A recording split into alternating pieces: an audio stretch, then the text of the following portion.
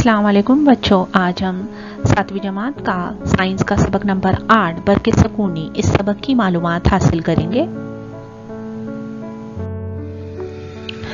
जरा याद कीजिए, क्या आपने झैल में दी हुई बातों पर गौर किया है? इन मौकों पर ऐसा क्यों हुआ? खुश्क बालों पर कंघी या प्लास्टिक का कंगा या फिर पट्टी कागज के टुकड़ों को अपनी तरफ कशिश करती है। पॉलिस्टर के पर्दे को अपने करीब से बार बार दूर करने पर वो आपको चिपकता है। अंधेरे में ब्लैंकेट या कंबल को हाथ से रगड़कर कोई धाती चीज इसके करीब लाने पर चिंगारी निकलती है। ऐसे और कौन से वाकयात आपको मालूम है? बरकी बार, इलेक्ट्रिक चार्ज। अभी मिसालों के जरिए हमने क्या समझा? हमारे इतराफ पाई जाने वाली चीजों में जो बड़ी मिकदार में बरकी बार पाया जाता है, ये मिसालें इसकी एक छोटी सी झलक है। यहाँ तक कि हमारे जिस्म में भी बरकी बार होता है। तमाम चीजें इंतहाई बारीक जर्रात से बनी हुई है। बरकी बार इन जर्रात के अंदरूनी खुसूसियत है। इसलिए अगर किसी चीज में बरकी बार बहुत बड़ी मिकदार में भी हो तो वह पोशीदा होता है, क्योंकि इस चीज में दो मुख्तलिफ किस्म के बरकी बार मसावी तादाद में होते हैं। मस्बत बार और मनफी बार। जब ये दोनों बरकी बार मसावी तादाद में हो तो वो चीज मोतदिल हो जाती है, यानी इस पर कोई बरकी बार नहीं होता। अगर इन बरकी बारों की तादाद गैर मसावी हो तो वो चीजें बारदार हैं, ऐसा कहा जाता है। एक अमल करना है। एक कांच की सलाख का एक सिरा रेशमी कपड़े पर रगड़ने की वजह से इसका थोड़ा बरकी बार दूसरी शय में मुंतकिल होता है, जिसकी वजह से दोनों ही चीजें बारदार बन जाती हैं। एक कांच की सलाख को धागे की मदद से लटकाना है और ऊपर के तरीके से बरकाई गई दूसरी कांच की सलाख लटकी हुई सलाख के करीब हमें ले जाना है। यहाँ पर हमें मुशाहिदा करना है, दोनों सलाखें एक दूसरे को क्या करती हैं? ढकेलती है, यानी दफा का अमल होता है। अब प्लास्टिक की पट्टी को ऊनी कपड़े पर हमें रगड़ना है और रगड़ कर लटकी हुई सलाख के करीब ले जाना है। अब क्या नजर आता है? दोनों के दरमियान कशिश का अमल होता है। यहाँ पर मुशाबा बरकी बार वाली अशिया, दो चीजें एक दूसरे को दूर ढकेलती हैं, इसे दफा का अमल कहते हैं। और गैर मुशाबा बरकी बार वाली अशिया एक दूसरे के करीब लाई जाए तो इसे कशिश का अमल कहते हैं। बेंजामिन फ्रैंकलिन नामी साइंसदान ने बरकी बार को मस्बत बरकी बार और मनफी बरकी बार इस तरह से दो नाम दिए। बरकी बार कैसे पैदा होता है? तमाम अशिया जर्रात से बनी होती है। ये जर्रात इंतहाई बारीक जौहर से मिलकर बनते हैं। जौहर के बारे में आपको आगे तफसील में पढ़ना है। अब इतना ही जान लेना काफी है कि जौहर में मस्बत और मनफी बारदार हिस्सा होता है और ये दोनों मसावी तादाद में होने की वजह से जौहर मोतदिल होते हैं। सारी चीजें जौहरों से मिलकर बनी होती है, इसलिए वो मोतदिल होती है। फिर ये चीजें बारदार कैसे हो जाती है? बरकी एतबार से मोतदिल जौहर मुख्तलिफ वजूहात की बिना पर गैर मुतवाजन हो जाता है। जैसे कुछ मखसूस अशिया एक दूसरे पर रगड़ी जाती है तो इस शय का मनफी बारदार जर्रात दूसरे शय पर चले जाते हैं। जिस शय पर यह मुंतकिल होते हैं उस शय के मनफी बारदार जर्रात की तादाद बढ़ जाती है और वो शय मनफी बारदार हो जाती है। इस तरह जिस शय पर से मनफी बारदार जर्रात चले जाते हैं वो शय मनफी बारदार जर्रात की कमी की वजह से मस्बत बारदार बन जाती है, यानी दो अशिया को एक दूसरे पर रगड़ने से दोनों में से एक मस्बत बारदार और दूसरी मंफी बारदार बन जाती है। यहाँ पर एक छोटा सा अमल करना है, कुछ चीजें लेना है, कागज, पॉलिथीन, नायलॉन कपड़ा, सूती कपड़ा और रेशमी कपड़ा वगैरह। यहाँ पर इस जदूल में दी हुई तमाम अशिया को कागज के टुकड़ों के करीब ले जाएं, देखें क्या होता है। अब इन तमाम अशिया को एक एक करके ऊपर दी हुई अशिया से रगड़ना है और कागज के टुकड़ों के करीब लाना है और अपने मुशाहिदात को इस जदूल में दर्ज करना है। जैसे चीजें है गुब्बारा, कागज के टुकड़े कशिश करते हैं या नहीं, चीज बारदार हुई या नहीं, यानी गुब्बारे को ऊपर दी हुई पॉलिथीन, नायलॉन का कपड़ा, सूती कपड़ा, रेशमी कपड़े से रगड़ना है। इस तरीके से तमाम चीजों का हमें अमल करके मुशाहिदा करना है। क्या आप जानते हैं, थैलस नामी यूनानी साइंसदान ने तकरीबन 2500 साल कब्ल आबनूस के दरख्त के पीले रंग की गोंद की सलाख को ऊनी कपड़े पर रगड़ने के दौरान देखा कि परिंदे के पर इस सलाख के जानिब कशिश करते हैं।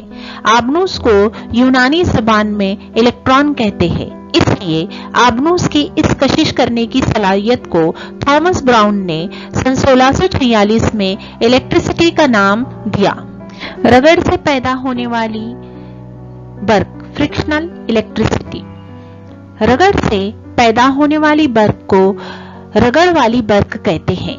ये बार चीजों में रगड़ के मुकाम पर पैदा होता है, इसलिए इसे सकूनी बर्क कहते हैं। चीजों में ये बहुत कम वक्फे के लिए कायम रहता है। बर्क सकूनी मरतूब और गीली हवा में खत्म हो जाती है, इसलिए इसके तजुर्बात खास तौर पर सरमा के दौरान खुश्क हवा में ही करके देखना है। एक अमल करना है छोटा सा, एक प्लास्टिक की बोतल लेना है, उसके ऊपर इस तरीके से एक स्ट्रॉ नली रखना है और इस स्ट्रॉ नली के करीब एक यहाँ पर दूसरी स्ट्रॉ उसके नजदीक हम ले जाएंगे। इस स्ट्रॉ को ऊनी कपड़े से रगड़कर दूसरी स्ट्रॉ को उसके करीब ले जाकर स्ट्रॉ का मुशाहिदा करना है। उसके बाद में जिस ऊनी कपड़े से हमने स्ट्रॉ को रगड़े थे वो कपड़ा इस स्ट्रॉ के करीब ले जाना है और स्ट्रॉ का मुशाहिदा करना है। जो हमने अमल किए, ऊपर के जो तजुर्बा किए, उसके मुशाहिदात को इस जदूल में लिखना है। गैर बारदार स्ट्रॉ के करीब बारदार स्ट्रॉ लाया गया तो कौन सा अमल हुआ, कशिश का हुआ या दफा का। मुशाबा बारदार स्ट्रॉ करीब लाए गए तो कौन सा अमल हुआ, और बारदार स्ट्रॉ जिस जगह पर रगड़ा गया वो मुखालिफ बारदार कपड़ा करीब लाने पर क्या हुआ, यहाँ पर हमें लिखना है। इस तजुर्बे के जरिए जो साबित हुआ वो ये है कि बरकी बारदार अशिया गैर बरकी बारदार अशिया को कशिश करती है, यानी उसके करीब आती है, और मुशाबा बरकी बारों में दफा का अमल और गैर मुशाबा बरकी बारों में कशिश का अमल होता है। बारदार अशिया की जांच के लिए दफा की कसौटी इस्तेमाल होती है। एक अमल करना है जिसमें एक प्लास्टिक के कंगे को कागज से रगड़ना है। अब इस कंगे को दूसरे गैर बारदार कंगे के करीब ले जाना है। ये कंगा कागज के टुकड़ों के करीब लाइए, क्या होता है ये देखना है। दूसरा अमल में कंगा अपने बालों पर रगड़ना है। तस्वीर में दिखाए हुए तरीके से कंगा नल के बारीक पतली धार के करीब ले जाना है। आपने क्या देखा, अब कंगा पानी की धार से दूर ले जाना है और मुशाहिदा करना है। बारदार कंगा पानी के धार के करीब ले जाने से धार पर कशिश का अमल होता है, धार पहली हालत में रहती है। बारदार कंगा पानी की धार से दूर ले जाने पर धार पर कशिश का अमल होता है और दफा का अमल होता है या कोई नहीं अमल होता, ये मुशाहिदा करना है। यहाँ पर मुशाहिदा करने पर हम इब्तिदा में देखेंगे कि पानी की धार गैर बारदार होती है।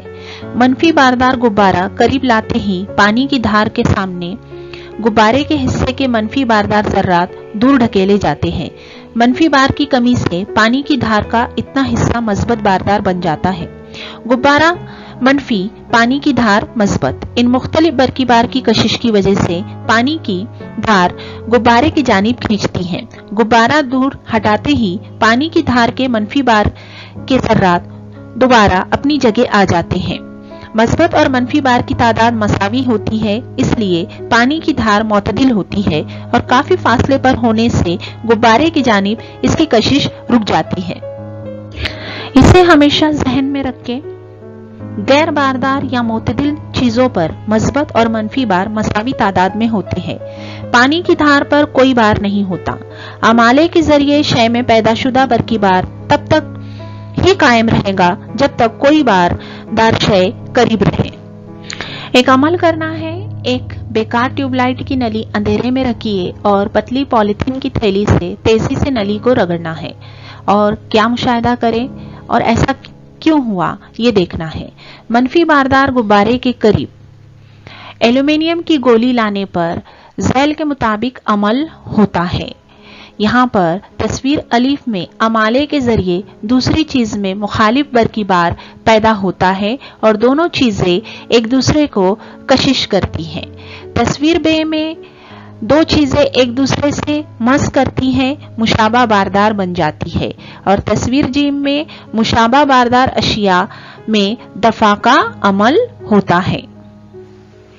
سون ورقی برقنما گول لیف الیکٹروسکوپ یہ برقی بار کی شناخت کا ایک سادہ آلہ ہے. اس میں تانبے کی سلاخ کے اوپری سرے پر ایک دھاتی قرص ہوتی ہے اور دوسرے سرے پر یہاں پر سونے کے دو پتلے ورق ہوتے ہیں.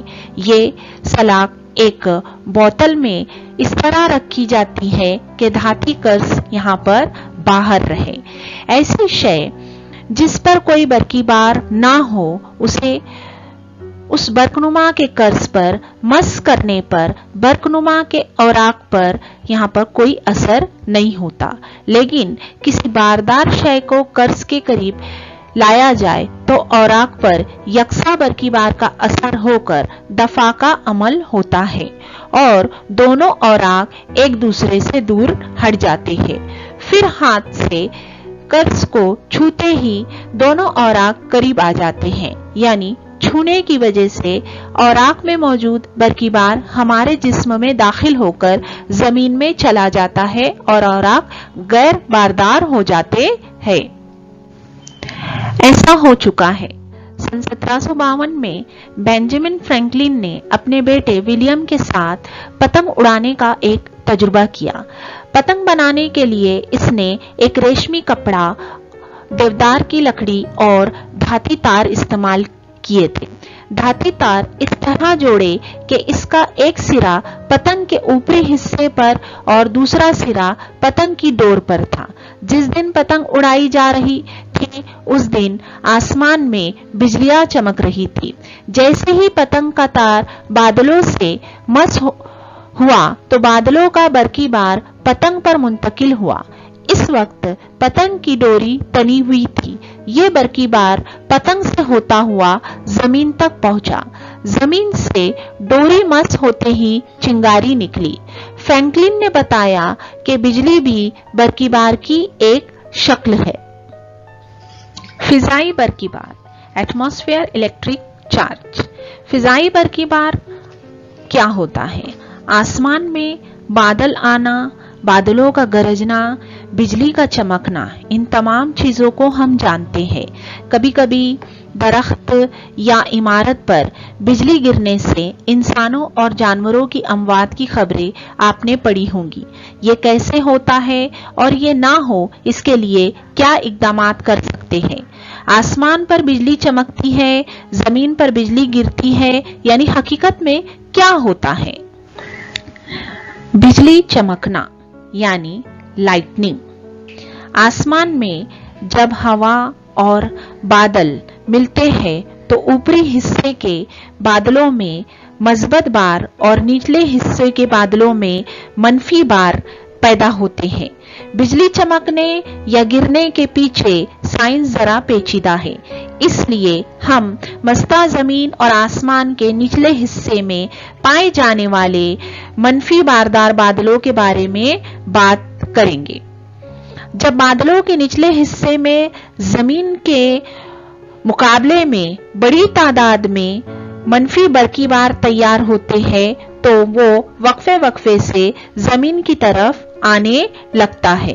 یہ عمل انتہائی کم وقفہ یعنی 1 سیکنڈ سے بھی بہت کم وقت میں انجام پاتا ہے۔ اس طرح برقی بار کے بہاؤ کی وجہ سے حرارت، روشنی اور آواز کی توانائی پیدا ہوتی ہے۔ بجلی گرنا، لائٹننگ اسٹرائک۔ آسمان میں برقی بار والے بادلوں سے اونچی عمارتوں، درخت وغیرہ کی جانب بجلی کی کشش ہوتی ہے۔ یہ تو آپ جانتے ہی ہیں کہ جب بجلی گرتی ہے تو عمارت کی چھت پر یا درخت کے سر پر امالے کے ذریعے برقی بار تیار ہو جاتا ہے اور عمارت میں غیر مشابہ برقی بار کی وجہ سے کشش کا عمل ہوتا ہے اور بادل کا برقی بار عمارت کی طرف بہنا شروع ہو جاتا ہے۔ اسی کو بجلی گرنا کہتے ہیں۔ آئیے غور کریں، بجلی گرنے سے کون سے نقصانات ہوتے ہیں؟ بجلی گرنے سے ہونے والے نقصانات سے کس طرح بچا جا سکتا ہے؟ ان سوالوں کے جواب ہم ہمارے آنے والا سبق نمبر 10 آفت کے دوران حسن انتظام اس سبق میں حاصل کریں گے۔ کیا آپ جانتے ہیں بجلی میں بھاری مقدار میں حرارت اور روشنی پیدا ہونے کی وجہ سے ہوا کے نائٹروجن اور آکسیجن کے درمیان کیمیائی عمل ہو کر نائٹروجن آکسائڈ گیس تیار ہوتی ہے۔ یہ گیس بارش کے پانی کے ساتھ مل کر زمین پر آتی ہے اور زمین کی زرخیزی بڑھانے والی نائٹروجن مہیا کرتی ہے۔ بجلی کی توانائی سے ہوا کی آکسیجن اوزون میں تبدیل ہوتی ہے۔ یہ اوزون گیس سورج کی نقصان دہ بالائے بنفشی شعاعوں سے ہماری حفاظت کرتی ہے۔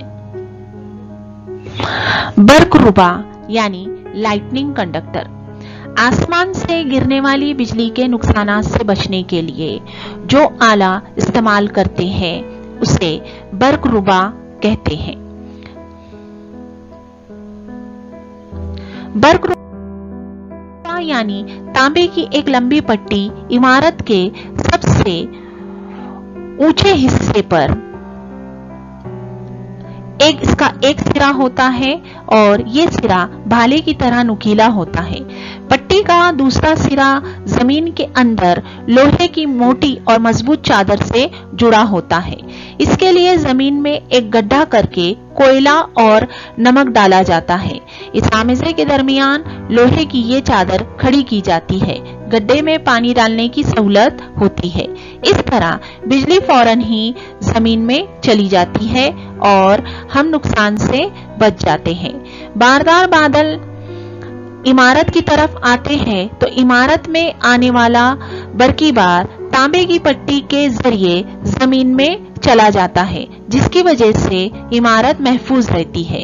اونچی عمارتوں میں برق ربا نصب کرنے کی سے اطراف کے علاقے میں بھی بجلی سے محفوظ ہو جاتے ہیں۔ اچانک ہونے والے نقصان سے کس طرح بچا جا سکتا ہے، یہ معلومات ہم اگلا سبق قدرتی آفت کے حسن انتظام میں حاصل کریں گے۔